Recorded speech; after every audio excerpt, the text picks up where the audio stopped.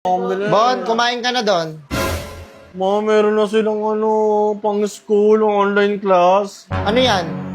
No, cellphone ka. Sabi ko sa'yo, bilang mo ko ng iPad eh. Hoy, alam mo naman kung ano sitwasyon natin, di ba? Di ba sinabihan na kita, huwag may pipilit yung mga bagay na wala tayo. iPad lang. Nilalang mo lang yung iPad. Pang-online class ko naman yun eh. Minsan nga wala tayong makain. Bakit sila? Meron na tiyan mo iPhone sa kanyo. Huwag ka maiinggit sa mga yan.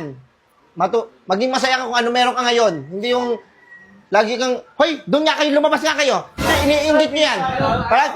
Palagi kayo nang iinggit ng bata. Kayo, umalis kayo. Alis. Alis. Wala po. Kayo, Ganun sila meron na. Hoy, dati hindi na ba kailangan yung ang ganyan ah? Online class. Paarte na kayo ng paarte. Online class. Dati online rambulan lang kami. Dati wala mong cellphone. Nagsusunod kami, papel, dahon. Yung iPad ka ba? Ayun yung kailangan ngayon eh. Ano ka, laki ka ba sa layaw? Laki sa layaw, Jepoy. Jeprox Jeprox yun. ba yun? Jepoy. Hindi na, gusto ko lang ipantindi sa'yo kasi alam mo naman yung buhay natin, di ba? Buti ba kung marami akong pera, pwede kita ibilin eh. Kahit ibili pa kita ng yung tangki ng eh. Tagal ko na kasi pinapabili sa'yo. Sinabi ko na sa'yo dati pa eh. Kaya kami meron akong pera! Pero kami natago!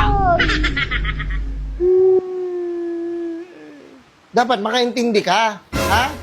Makaintindi ka kung ano lang meron tayo, kung ano lang kayong ibigay sa'yo ng magulang mo, huwag ka maiinggit sa iba. Ha?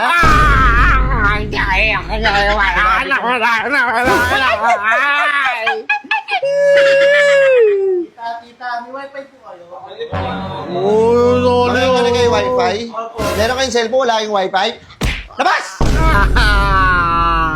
Meron kayong cellphone, wala kayong wifi.